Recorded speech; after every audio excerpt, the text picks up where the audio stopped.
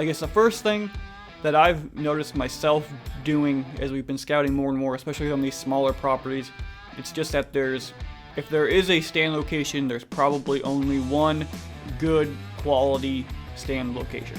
That's my attitude that I'm telling myself anyways, is find the one best spot.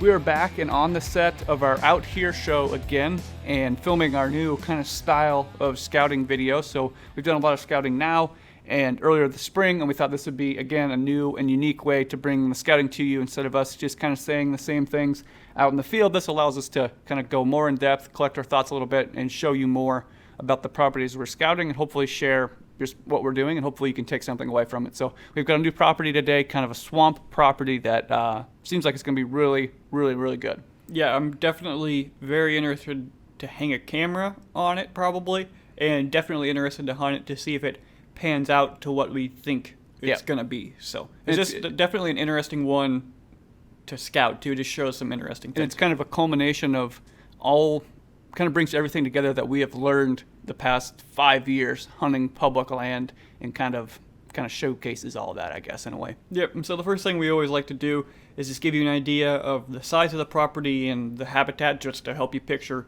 kind of what we're talking about. Of course, we got the example map so you can kind of see, kind of put it together a little bit more. But essentially, it's, river bottom ground, river bottom habitat with, ag fields, of course, because we're here in Nebraska, corn, soybeans, and then with some swampy, grassy stuff kind of in the middle of it, or on one side. A cattail swamp of sorts. Not a Wisconsin cattail swamp, but a Nebraska cattail swamp. Yep, and it's less than 100 acres. So again, another very small piece of public.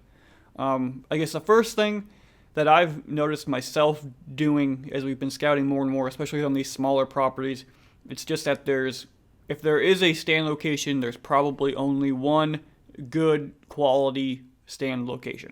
That's my attitude that I'm telling myself anyways, is find the one best spot based on, and that's going to change based on, there could be a really good spot, but then you get there and there's already a tree stand there. So you have to go to now what makes that the next, or go to the next best spot after that, because that's now the best spot type of deal. So that's just my mental attitude going into the small properties. And I think this spot, we probably come up with 2 spots on this property, but I mean, really, like you said, there's one spot, and we walked through it and found stands in the place you'd find stands, in the woods part. So you can see on the map, there's the marsh part, and then there's the essentially big woods part. And we knew if there's going to be hunters there, they're going to be in the big woods part and not in the marsh part.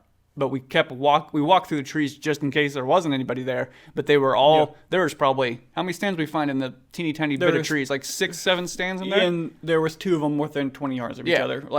And that's, we'll get to that in just a second. But it was kind of just to me, an unassuming property from the Google Earth view. I don't know what you thought. You like swamps more. You thought more of it just from the aerial view probably than I did. When I looked at it, I didn't even look at the trees. That wasn't why I wanted to hunt it. Yep. I wanted to hunt it because of the marsh next to the trees. Yeah, but to me, which I'm getting based on what we found and how we've done it, the marsh stuff is becoming more and more, popular to me, I guess, of wanting to hunt it. But just looking at it from the aerial, it's very unassuming looking, which I think plays into our benefit, especially the swamp side of it. So, if you were a duck hunter, you might hunt it. If you were a deer hunter, not so much. Yeah, and so I did go through, there's only 12 acres of trees on the property. 12 acres with legitly 6 stands, and that might be low. Yeah. We might be missing a couple. Yeah, 12 acres, and there was, at least 5 or 6 stands in that 12 acres. So that's the pressure that we're dealing with on these small pieces of public.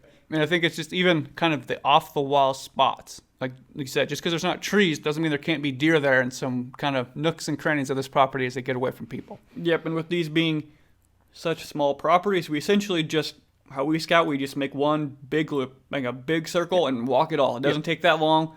No use skipping out on certain parts just because you think there's a stand or you don't think there's stands. We just walk the whole thing. This is how we scout.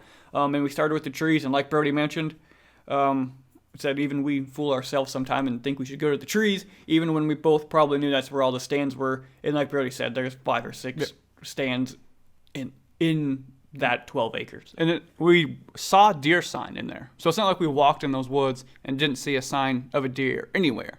But we were seeing that deer sign along with people sign, and that told us that most likely that sign's probably going to be at night, and those deer aren't going to be in there. So there's deer around, they're probably just not right here, so keep looking. Yeah, and that's not where that big buck is going to be, because there was tree stands set up for every different wind imaginable. If they were even thinking about wind, the deer were going to smell them just based on where those tree stands were, so that's not where the bucks were going to be. So like you said, when we start seeing that, we move on. We still walk through it because you never know, but we move on quicker just because we know we want to get away from everybody else. And like you mentioned, the habitat was okay. There was buck sign in there. It wasn't a bad spot. It was just there's other people already in there. So we moved through the property, moved through the trees, got to one side, and got to some bordering ag fields, which are always important, but when they get close to public land, it's just what time are the deer actually using them. If they're coming off the public or coming through the public, which I think they could be coming through this piece of public, but we think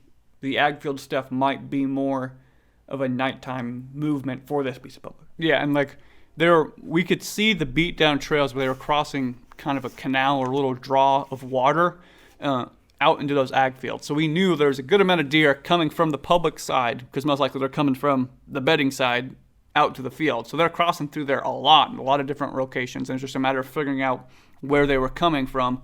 And we were on the part of the property where there weren't trees.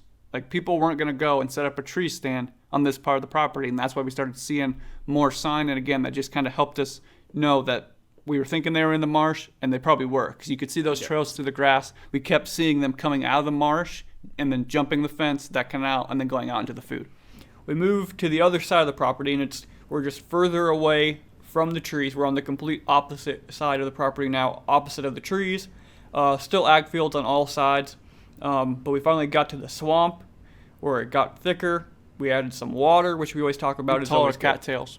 Yeah, tall cattails. So you walked out of them. I don't remember how tall they were. They're over your head, probably over 6 feet. So pretty good sized, cattails, which, again, talking about, it doesn't have to be trees for cover. You get 6 foot tall cattails out there. Deer's only waist high. If you actually stand next to them, they're not as tall as you think they are. Probably waist high. So that's plenty of cover for a deer to be in. And even out there was trees out there, kind of in the high spots, and on every one of those, where those trees were going, there's a trail leading to bedding there on those high spots. And even just at dry times, just beds all over in the cattails. Once I started getting out there, was just a spider web of beds. Yeah, and again, on this spot, we were circled away, so we were as far away from the pressure as we could get from the pressure we were seeing. And again, we were on a transition again. So there's trees over there. There's a tree line again, and then that tree line just kind of fades out into some marshy grass and then into the cattail. So again, transitions. We're always saying that, but again, we're seeing that transition, and that's where we're seeing the movement. Maybe where we can move to next is the deer movement in that area. Yeah, that was my next thing, was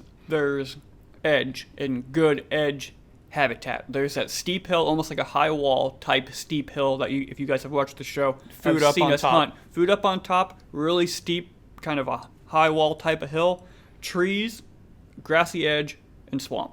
Great edge habitat all coming together. And like Brody said, that's where they're starting to walk, and that's probably the area that we're going to focus on. And those trees are perfect.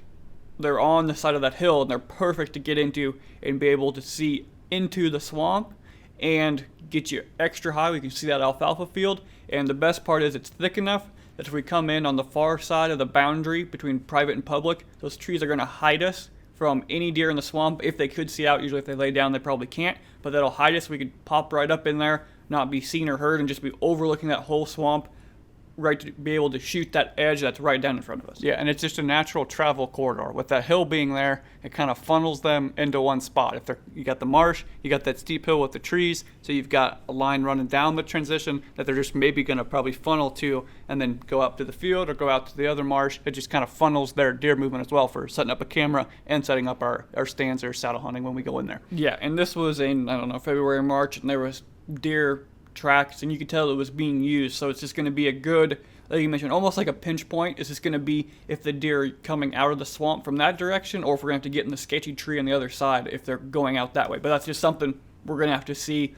Trail cameras might tell us, but it's probably going to take a hunt or two to figure it out which way they're leading. Because they're coming out of that marsh. They can come out of that marsh in all kinds of different different areas. They don't necessarily have to walk down that edge. If they're close, they will, but they could be bedding not necessarily in the middle, but come out in all kinds of different places. Yeah, one thing I'm kind of interested to see, we know they're bedding out there. You found tons of beds. I'm just wondering how that edge is going to work during the rut. I think there could be some good rut movement with the cornfields and all stuff being there, come early November, late November. That's why, again, I think it could be good for rut, especially if there's does. And there's a couple other places on the private surrounding it with little tree lots and different things that they're kind of traveling to. So it's connected well, kind of along that edge. Yep. And the food sources there too. Standing corn we found in the early season, surprisingly, has been really good for deer bedding close to it. And if it's beans, it's good for early season as well. So all that food there's a positive. Yeah, that tree line, that edge is connected well if you know what you're looking at, because it's not much of an edge or much of a tree line on the other property. It's just a few trees or shrubs, but it's enough of an edge that for sure deer are going to use it. You just have to know what you're looking at. It's not a major tree line where you're like, oh yeah, definitely connected, but if you know what you're looking at, you know it's connected enough. So, and the positive was there was no other hunter sign there, and that's what we're looking for, especially on a property this small. Your best odds are going to be in the place where there isn't other people. Yep, staying away from the other people. There was no stands, no anything else on that side. People were going to the trees, staying away from the swamp.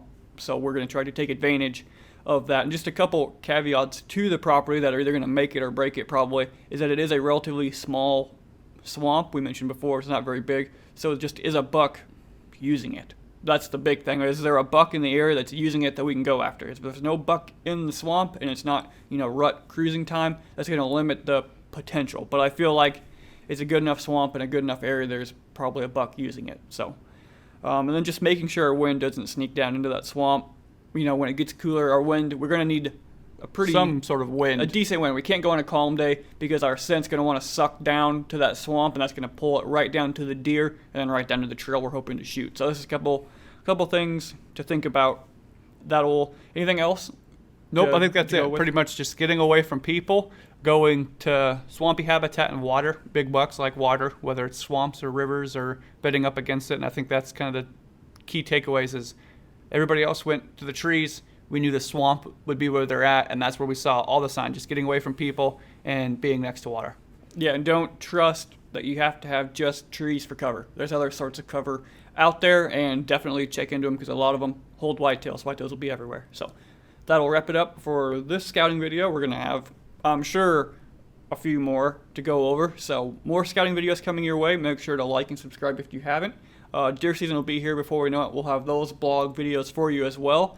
And make sure you go over to our other YouTube channel. It's the Out Here Show. We have a new show where we talk about anything hunting, whitetail hunting, public land hunting, hunting industry in general. So go over there, check that out every Monday. Yep. Thanks for watching.